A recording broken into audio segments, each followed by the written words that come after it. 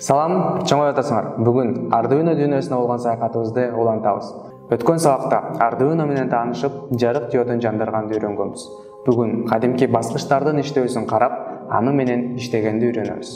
Ошондо өткөн сабакта Arduino'дон маалымат чыгарганды үйрөнсөк, бүгүн кайра алга маалымат киргизгенди үйрөнөбүз. Анан Arduino менен толук кандуу сүйлөшүп баштайбыз.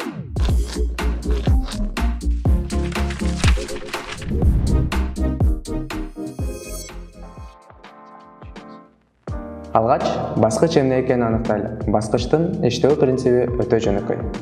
Баскыч электр схемасын туюктап жана ажырата алат. Кененирээк айтсак, баскыч эки бөлүктөн турат.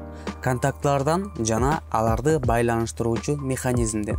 Биз баскычты басканда механизм ток өткөрө турган бети менен контактыларды байланыштырып, жабык электр чынжырын пайда кылат.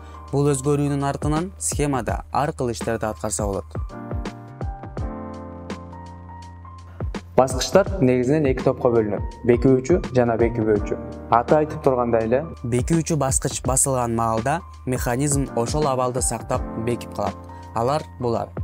Ал эми бекибөөчү баскычтар басылган абалда гана контактыларды байланыштырып, кое берген маалда ажыратат.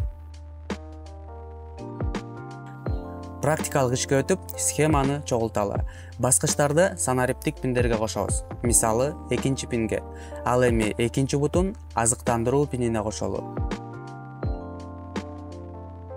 Качан баскыч басылганда механизм иштеп, электр чынжыры туюкталынат. Анын натыйжасында экинчи пинге жогорку чыңалуудагы белги жетет. Arduino бул белгини аныктап, өткөн сабакта күйгүзгөн жарык диодун күйгүзөт. Бирок Arduino өзүнүн портуна же жогорку, же төмөнкү чыңалуудагы маанилерди алыш керек. Бизде качан баскыч басылганда экинчи пинге жогорку чыңалуу келерин түшүндүк. Ал эми баскыч басылбаган учурда экинчи пинге эч нерсе кошулбагандыктан ал абада калкып тургандай болуп калат. Бул учурда фокустан пайда болгон белгилер Arduino'ну адаштырышы мүмкүн. Демек, биздин баскыч басылбаган учурда жердештирүү абалында болуш керек. Ал үчүн баскычтын бул бутун 10 килоомдук резистор менен жердештирүүгө тарттырабыз. Жыйынтыктап айтканда, жөнөкөй учурда экинчи пинге дайыма төмөнкү белги келип турат. Ал эми баскыч басылган абалда жогорку чыңалуудагы белги бар.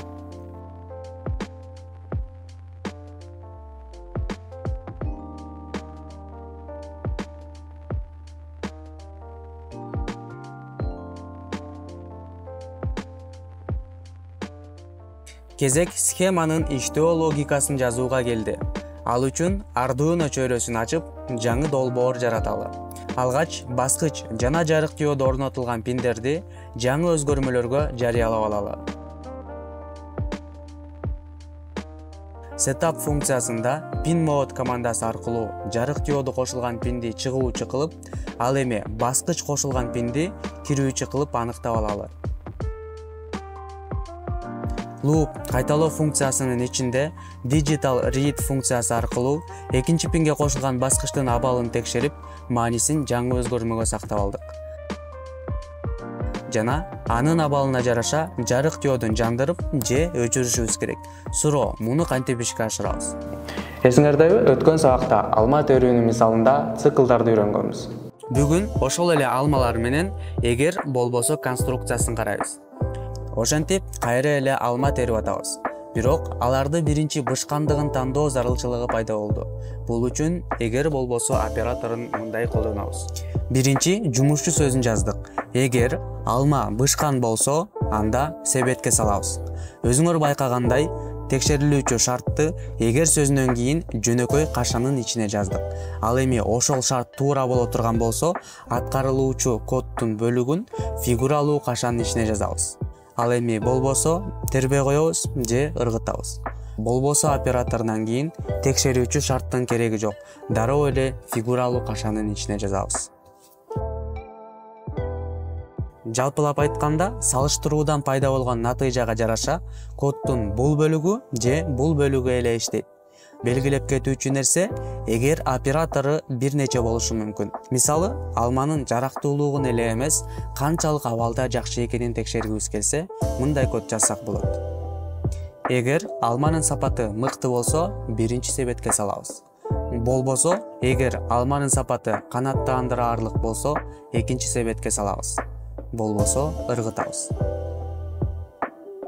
Дагы бир белгилеп кетүүчү нерсе, эгер оператору өзү жалгыз иштей алат, ал эми болбосо оператору эч качан эгер операторусуз иштей албайт. Азыр мунун баары силерге түшүнүксүз болгону менен, качан силер программалоодо кичине болсо дагы тажрыйба алганда, мунун баарын жеңил эле түшүнүп кетесиңер. Кодубузду уланталы. Жогоруда каралган мисалдарды эми Arduino тилинде жазалы. Эгер баскычтын абалы жогорку болсо, баскыч басылса, жарык диодуна Digital Write функциясы менен жогорку чыңалууну берип, аны жандырабыз. Болбосо, жарык диодун өчүрөбүз. Кодду Arduino'го жүктөйбүз. Натыйжа. Өзүңөр байкагандай, баскыч басылган абалда жарык диоду күйөт, ал эми кое берген маалда өчөт. Суроо: кантип баскыч басылганда анын абалын өзгөртүп, жана ошол абалын сактап калууну ишке ашырса болот? Муну жана пианино жасаганды сабактын экинчи бөлүгүндө карайбыз. Шилтеме сүрөттөмөдө калтырылган.